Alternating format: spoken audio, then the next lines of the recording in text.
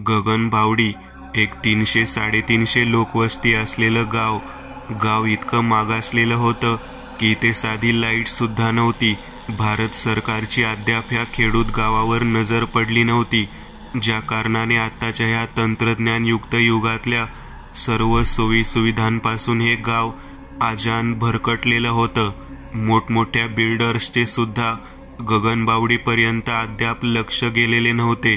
म्हणूनच गावाच्या अवतीभोवतीच 20 किलोमीटर अंतरापर्यंत पसरलेलं हिरवगार भीमाशंकरप्रमाणे दिसणारं जंगल अद्याप जसंच्या तसंच जिवंत होतं. सकाळ संध्याकाळी ते पक्ष्यांचा चिवचिवाट चालायचा. वाघ, सिंह, हिंस्र श्वापदे तर कधी गगनबावडीत सुद्धा येत असत, परंतु कधीही त्या हिंस्र प्राण्यांनी बावडीतल्या मनुष्यांना इजा केल्याचे कानांवर ऐकू आले नव्हते. म्हणायला गगनबावडी सर्व नैसर्गिक सुविधांनी नटलेलं गाव होतं. मग त्यात सर्व प्रकार आले. नदी, धबधबे, सकाळी उठल्यावर दिसणारी गुलाबी धुकं, थंडगार मनाला प्रसन्न करणारी हवा, सर्वच. परंतु मित्र हो, निसर्गाला नेहमीच 2 बाजू असतात. हा गगनबावडी गाव जितकं सकाळी सुंदर वाटायचं, तितकाच तो रात्रीच्या वेळी भेसूर विद्रूप दिसायचं. जसजसं आकाशातील सूर्याचा तेज फिका पडायला सुरुवात होई, झाडांच्या काळ्या पिशाची सावल्या थैथयाट करत जमिनीवरून हिडीस अभद्र हैवानी नंगानाच करत खाली उतरायच्या. दिवसभर ढोलीत गडप होऊन बसलेला बटाऱ्या लालभडक डोळ्यांचा तो अपशकुनी अभद्र थोबाड्या घुबड न जाणे कसा संध्याकाळी येऊन गगनबावडीतल्या कौलारू छपरांवर बसून गुदकारत असायचा. मृत्यूची वार्ताही घेऊन येणारी ती टिटवी गावातल्या प्रत्येक घराच्या छपरावरून टिवटिव आवाज करत एक धोक्याची चाहूल लावून देत उडत जायची. महिन्याभरा अगोदरपासून ह्या विचित्र घटना गावात घडायला सुरुवात झाली होती. बायका घरात देवाऱ्यात दिवा लावायला बसायच्या आणि असले आवाज सुरू होत असत. दिवा लावून त्या तेलकट पिवळ्या जर्द दिव्यांच्या तांबूस उजेडात देवांवर नजर टाकली तर सुरक्षितेची ऊब नाही तर भयाची सुरुवात होई. त्या पिवळ्या दिव्याच्या भेसूर उजेडात देवांच्या प्रतिमा फार भयंकर रूप घेऊन बसल्यासारख्या वाटायच्या. जणू देवांच्यात ऊर्जाच उरली नाहीये. आपण देव नाही तर सैतान पूजतो की काय, असा भक्ताला भास होई. गगनबावडीत महिन्याभरा अगोदरपासूनच ह्या विचित्र अकल्पनीय अकल्पित घटनांची संसर्गजन्य साथ सुरू झाली होती. गीतेश, स्वप्नील, निखिल हे 3 गगनबावडीतले बेरोजगार, बापाच्या पैशावर जगणारे, व्यसनात डुंबून मेलेले युवक म्हणे गगनबावडीतल्या त्या पुराणा मंदिरात गेले होते. गगनबावडीतल्या लोकांची अशी समजूत होती की पुराणा मंदिरात पाताळ गर्भात नामक तळघरात भगवान शिवाने शेकडो वर्षांअगोदर एका रक्तपिपासू नर लांडग्याला एका संदुकात कैद केलं होतं. जे संदूक ह्या 3 हरामखोर नाजायज बापाच्या पैशावर जगणाऱ्या मुलांनी खोललं होतं व तो हिंसक रक्ताचा भुकेला हिंस्र नरभक्षक लांडगा पुन्हा सुटकांत झाला होता. हे तिघे तर त्याच्या हातून हाकनाक बळी गेलेच, परंतु येताच त्याने गगनबावडीतही आपली दहशत पसरवली होती. महिन्याभरात तब्बल 15 लोकांचे मुडदे पाडले होते. प्रेत कशी दिसायची तर ही अशी: फाटलेली पोट, त्यातून किडण्या, पचनसंस्थेच्या नालिका मॅगीसारख्या बाहेर आलेल्या, चेहरा अर्धवट, दातांनी ओरबडून मांस खाल्लेला, दोन्ही डोळे खोबणीतून बाहेर काढलेले, जीभ अर्धवट खाल्लेली, हातापायांच्या मांसाचा लचका तोडलेला. भयंकर भयंकर घातपाती मृत्यू पाहणारा अक्षरशः भीतीने लटालटा कापत असायचा. अशात ह्या घडणाऱ्या विचित्र घटनांमध्ये संध्याकाळ झाली की गावात चिडीचूप शांतता पसरली जात होती. गावची घरे जणू मुर्दा कब्र होऊन जात होत. घराबाहेर पेटलेल्या मशालींच्या तपकिरी लाल भकास प्रकाशात कोणी मुक्त संचार करत असेल तर ती फक्त घोंगावती हवा असायची. रात्री अपरात्री गावकऱ्यांना घराबाहेरून धप धप पायांचा तर कधी रानटी हिंस्र अशी घोगऱ्या खर्जातल्या गुरगुरण्याचा आवाज ऐकू येई. जणू ते जे काही होतं ते हैवानी तामसी सैतानी शक्तीने ग्रासलेलं होतं. गगनबावडीतली लोक फार भोळी होती. त्यांचा आपल्या त्रिनेत्रधारी शिवावर फार माया होती, अतूट विश्वास होता. गावात एक पुरातन काळातलं शिवमंदिर होतं. महाशिवरात्रीचा तो दिवस होता.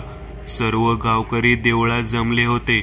सर्वांनी शिवाला मनोभावे गावात घडणाऱ्या ह्या अघोरी वाईट भीतीदायक घटनांना विराम द्या अशी मनोभावे प्रार्थना केली होती. ज्या भगवान शिवाने त्या हैवानाला त्या काळी इथे कैद केलं होतं, जरी कलियुगाच्या त्रेत्यांनी त्या हैवानाची पुन्हा सुटका केली असेल, पण आपल्या भक्तांना वाचवण्याकरिता तो पुन्हा येईल किंवा कोणाला तरी नक्की पाठवेल. गगनबावडीतल्या लोकांना विश्वास होता, आपली प्रार्थना साकडा व्यर्थ जाणार नाही. तो नक्कीच कोणत्या ना कोणत्या रूपार्थात येईल आणि आपल्या गगनबावडीला ह्या हैवानापासून तारेल. म्हणतात, प्रत्येक काम सबुरीने होत नाही, थोडीफार श्रद्धाही असायला हवी. महादेवाला साकडं घालून एक आठवडा उलटला असावा आणि तोच पुढच्या सोमवारी गगनबावडीत समर्थ कृणाल यांचं आगमन झालं. समर्थांच्या येण्याने सारं गाव खुश झालं होतं.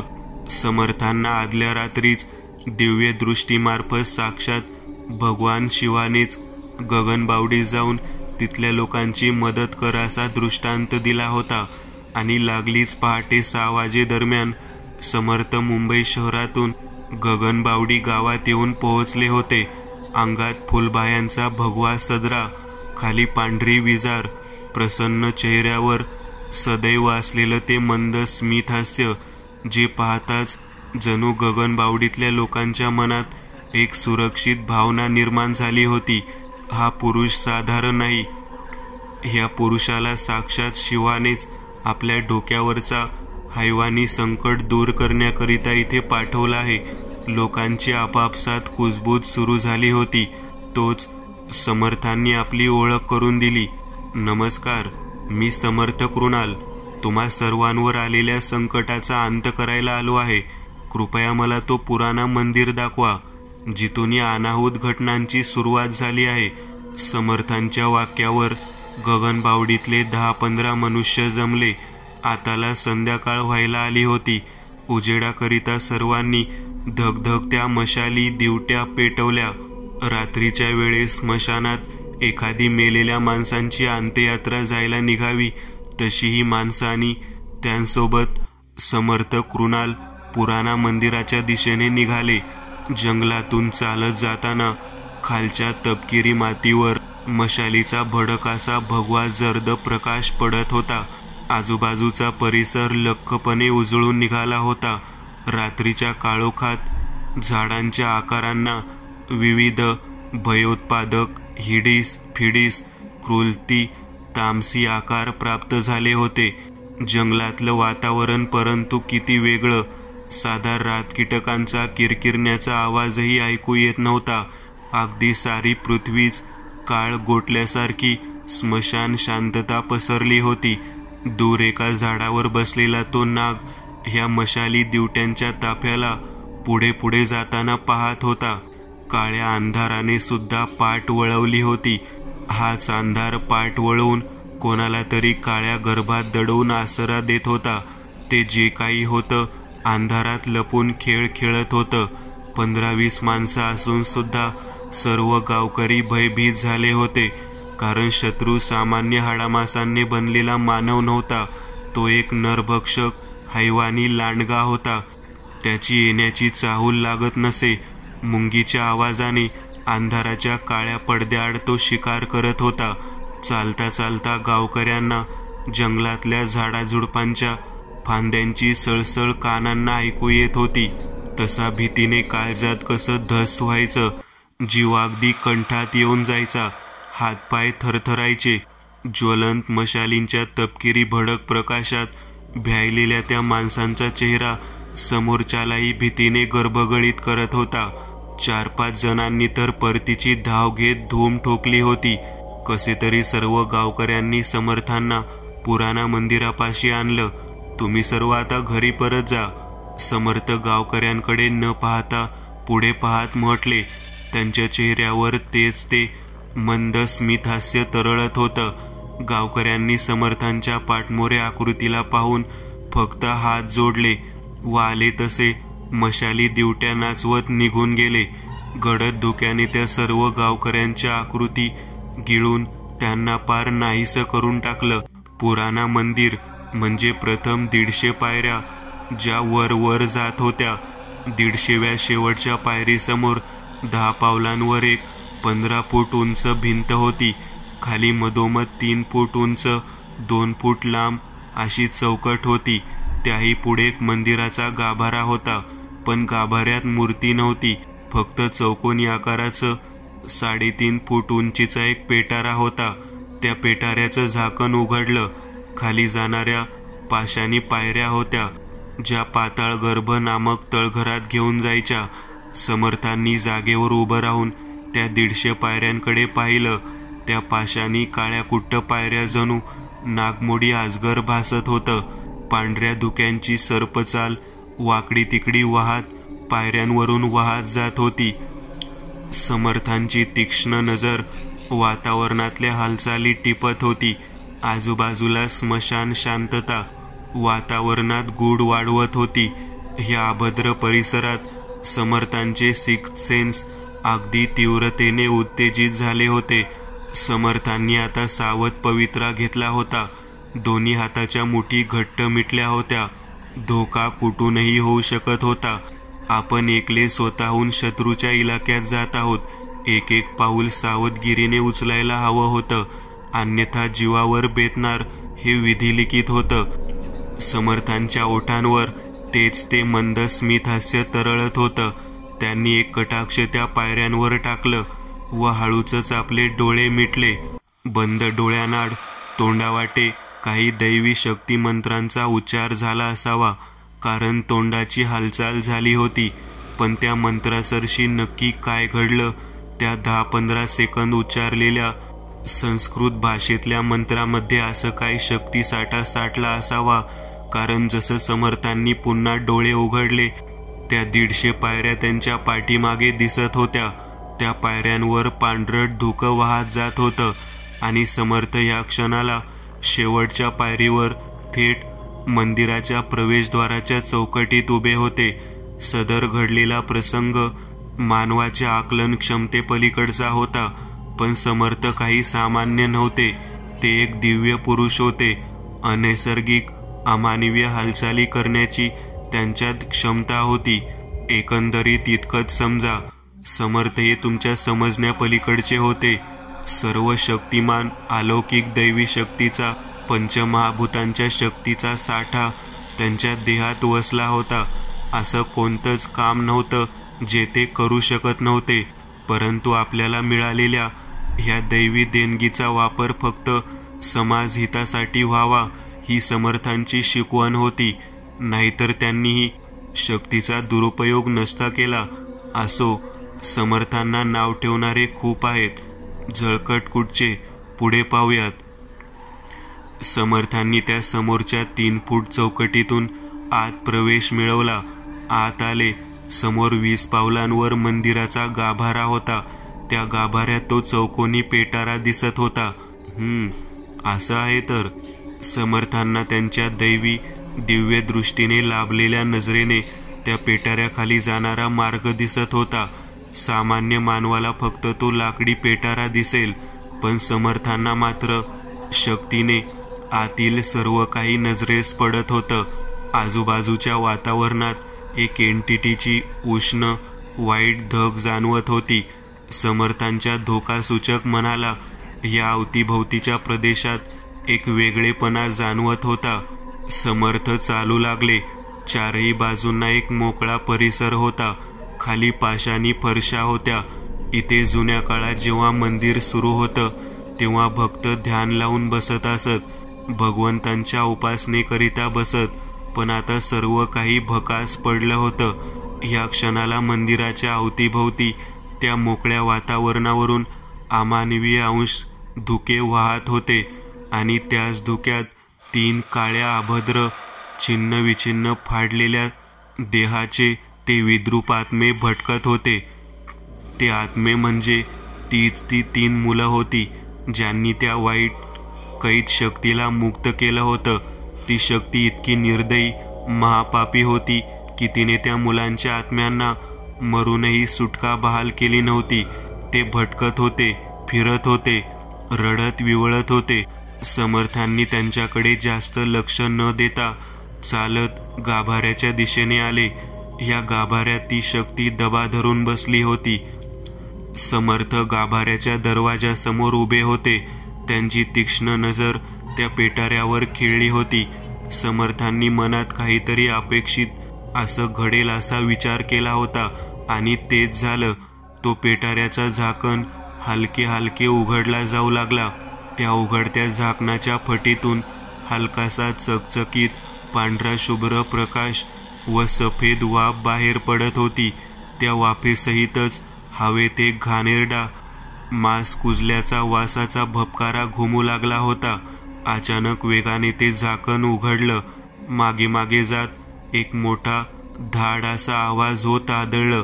तो आवाज त्या शांततेत संपूर्ण परिसरात मैताच्या पालखीत वाजणाऱ्या फटाक्यासारखा अशुभ मनी धडकी भरवत्या स्वरात गुंजला. हा झालेला प्रकार शत्रूला घाबरवण्याकरिता होता, परंतु समर्थ ते काही घाबरले नव्हते. त्या उघड्या पेटाऱ्यातून शुभ्र चंदेरी प्रकाश व ती हिमवाफ वेगाने बाहेर पडत होती. ती हिमवाफ एक भीतीचा आभास करून देत होती की आत कोणीतरी आहे. तोच त्या पेटाऱ्याच्या उघड्या तोंडातून एक 6 फूट उंचीचा अभद्र काळा आकार एक अमानवीय मृत्यू झेप घेत बाहेर पडला व पुढच्याच क्षणाला धप असा आवाज करत तो नरभक्षक लांडगा जमिनीवर आला. त्याचे दोन्ही पाय 1 फूट लांब होते. दोन्ही पायांच्या बोटांना 3 इंच 4 टोकदार सुळ्यांची बोट होती. पायाच्या पंजापासून वर वाकलेले 2-3 फूट उंचीचे गुडघ्या एवढे पाय होते. त्या पायांच्या वर 2 फुगीर मांड्या होत्या. वर कंबर, मग सपाट पोट, पुढे ती भक्कम बांध्याची केसाळ छाती, मग खांद्याच्या डाव्या उजव्या बाजूला 2-3 फूट लांबीचे बलदंड काळे फुगीर बाहूचे हात आणि त्या हातांच्या दोन्ही पंजांना होती लांब सडक बोटांची धारदार रक्तपात मांस चिरणारी नख व त्या हातापासून शरीरामध्ये होतं एक खुंखार अभद्र पिसाटलेल्या वकवकत्या हिंस्र नरलांडग्याचं शिर.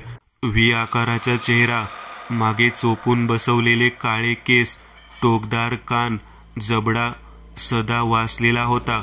त्यातून ते धारदार तीक्ष्ण दंताचं दर्शन घडत होतं व एक गुरगुर बाहेर पडत होती. डोळ्यांची ती खुनशी लेझरप्रमाणे चकाकती नजर समर्थांवर खिळली होती. त्यात द्वेष, जलन, अहंकार, क्रोध, बदलण्याची, तिरस्काराची भावना घुमसत होती. हाच तो हिंस्र पापी नरलांडगा होता. त्याचं हे रूप भयंकर, पाशवी, प्रतिस्पर्धी, शत्रूच्या मनात मृत्यू भय धडकी भरवणारं होतं. लढ्याची वेळ झाली होती. त्रिविक्रम उर्फ समर्थ युद्धात उतरले होते. त्रिविक्रम म्हणजे त्रिलोकांवर विजय मिळवणारा सम्राट अधिपती होय. चारही दिशेंना वातावरणात आवाजात हवा वाहत होती. जणू ही हवा ह्या लढ्याचे प्रेक्षक होते, जे लढा सुरू होण्या अगोदर दोन्ही योद्ध्यांना चेव चढवत होते. त्या हैवान नरलांडग्याचे तीक्ष्ण, धारधार, धगधगते, लाल विस्तवी डोळे समर्थांवर खिळले होते. तू कोण आहेस तू? त्या नरलांडग्याने आपला काळा फेसाळता हात वर केला. घोगऱ्या आवाजात विचारलं. मी समर्थ. ते गडगडाटी आवाजात न भीता म्हटले. अच्छा, म्हणजे तू त्या गावकऱ्यांचा वाली, मला मारायला आला आहे तर? होय, खासच, समर्थ ठामपणे म्हटले. समर्थांचा हा दृढ विश्वास पाहून त्या हैवानाला हसू आवरेनासं झालं. हे कलियुग आहे. कोणताही भटू, भटुरडीन, बाबा मांत्रिक मला मारू शकत नाही. तो एक माद्या होता, पण तो तर आता येऊ शकत नाही. ते हैवान आसुरी आनंदित होत म्हटलं, होय पाहूच. समर्थ आपली धारदार नजर त्या हैवानावरून न हलवता म्हटले, त्या सैतानी लांडग्याच्या जबड्यावर एक छन्नी, क्रूर, आसुरी, आनंदीमय हसू चिकटलं होतं. हा आनंद आपल्याला कोणी हरवू शकत नाही ह्याचंच होतं. भट्या, तो नर लांडगा एवढं बोलून जरा वेळ थांबला, मग पुढे बोलू लागला. स्वप्न भ्रमात राहणं ही चांगली गोष्ट नाही. सत्य हे विचारधारेपेक्षा फार वेगळं असतं. तू जे काही आता म्हणालास ते सारं तुझं एक भ्रम आहे. मला कोणीच मारू शकत नाही, कारण माझं देह आणि आत्मा दोन्हीही अमर आहेत. त्या सैतानाच्या ह्या बोलण्यात गर्विष्ठपणा जाणवत होता. हा साधारणसा भटू आपल्या समोर काय चीज आहे याला सुद्धा आपण अलगद हरवू, परंतु शिकारी जसा सावजांसोबत खेळ करून मज्जा घेत मारतो, तसा ह्यावेळेस समर्थांना मारण्याचा त्या हैवानाचा डाव होता. म्हणूनच तर ही भाषणबाजी सुरू होती. त्या हैवानाच्या ह्या वाक्यावर समर्थांनी फक्त एका गालात हसत नाही नाही करत मान हलवली. ह्यात हसण्यासारखं काहीच नाही भट्या. उलट मी तुला एक चान्स देतोय. चल, चालता हो इथला. मी तुझे प्राण बक्षतो बघ. तो हैवान समर्थांना प्राण बक्ष ऑफर देत म्हटला. तो नर लांडगा शांत उभं राहून आपल्या लाल डोळ्यांनी समर्थांच्या उत्तरार्धाची वाट पाहत होता. समर्थ खेदाने हसले, मान नाही नाही करत हलवली. मरणाला मी कधीच घाबरत नाही, कारण मी भक्त आहे महाकालचा. समर्थ मान वर करत छाती फुगवत म्हटले, भटुरड्या, मला आव्हान करून तू मृत्यूला हाक मारतोयस.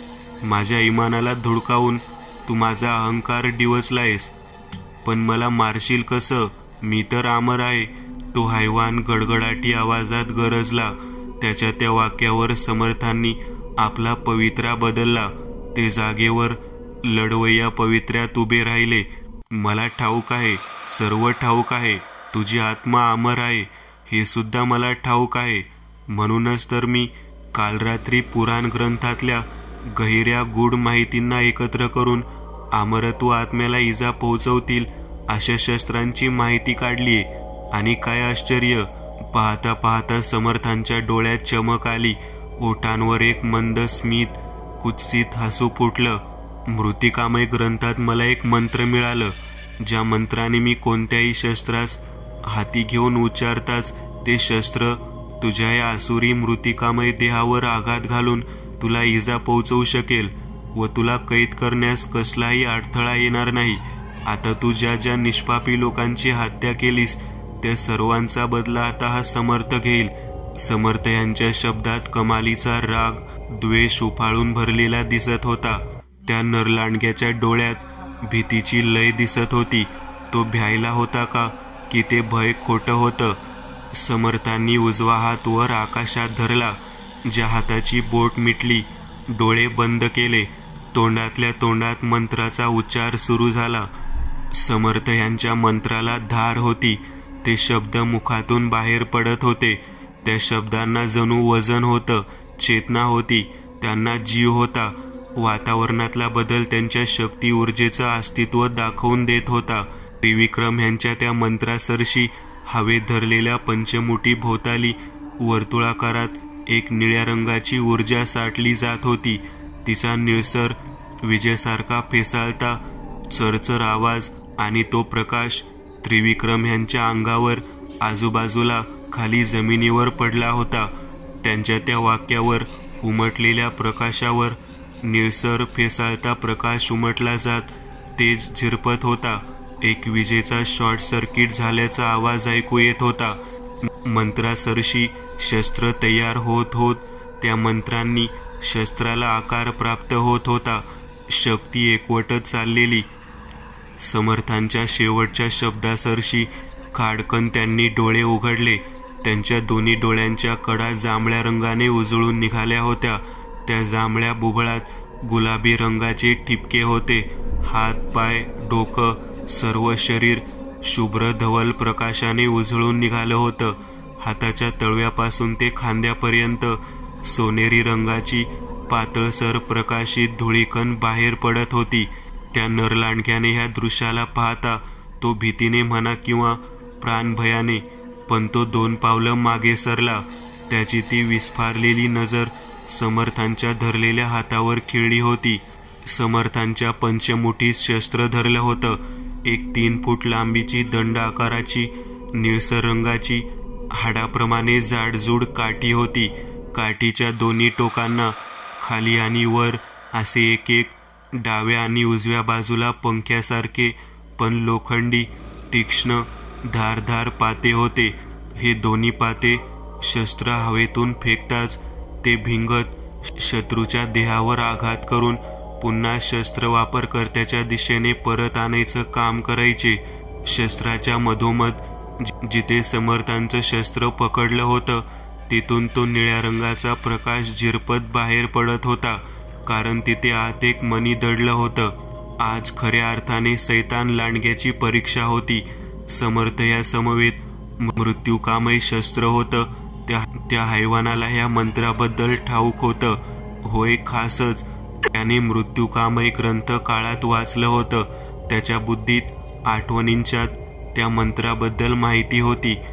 या मंत्राने आत्म्याला यातना देता येतात, मारहाण केली जाते. त्यासहितच हे सुद्धा वाचलं होतं की मृत्यूकामय मंत्राच्या वापराने सिद्ध केलेले जास्तीत जास्त शस्त्र हे यमदेवतेच्या नरकात पापी आत्म्यांना त्रास सजा देण्यासाठी राक्षसांतर्फे वापर केला जातो. याचा अर्थ त्रिविक्रम आपल्या आत्म्याला सुद्धा यातना देऊन मार मारू शकत होता. त्यासहितच त्या हैवानाला हे सुद्धा ठाऊक होतं की या शस्त्राने फक्त हानी होईल, अंत नाही.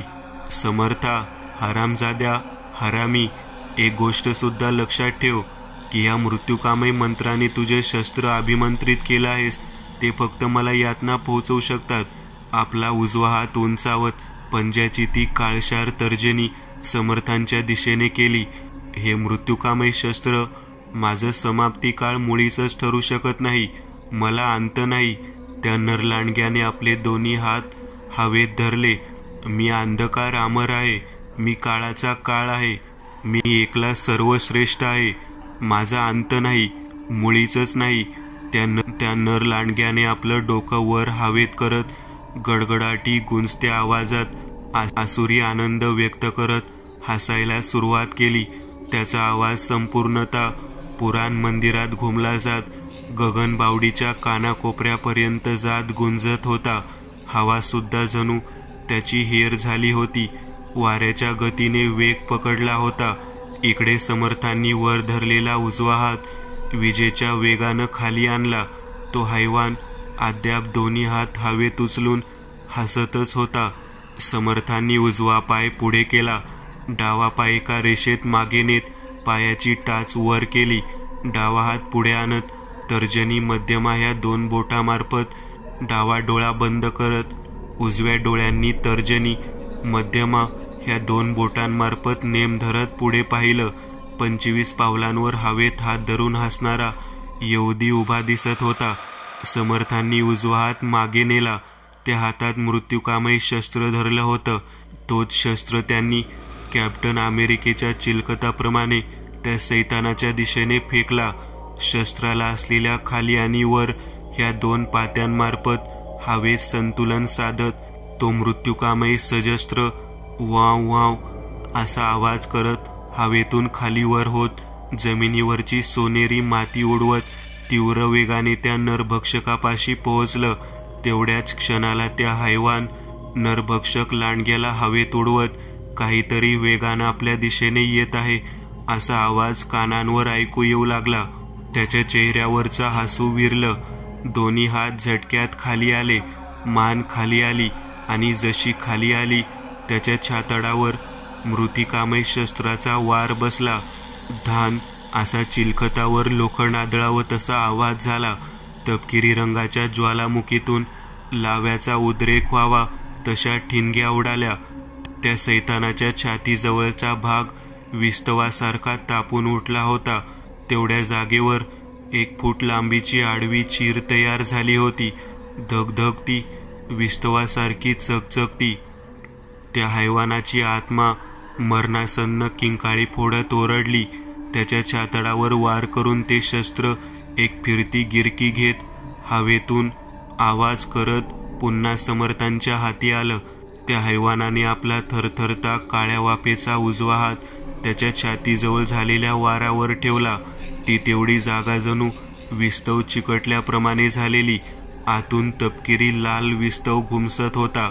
पुन्हा एकदा शरीरात होणाऱ्या वेदनेंना आरोळी मार्फत त्या हैवानाने बाहेर काढलं.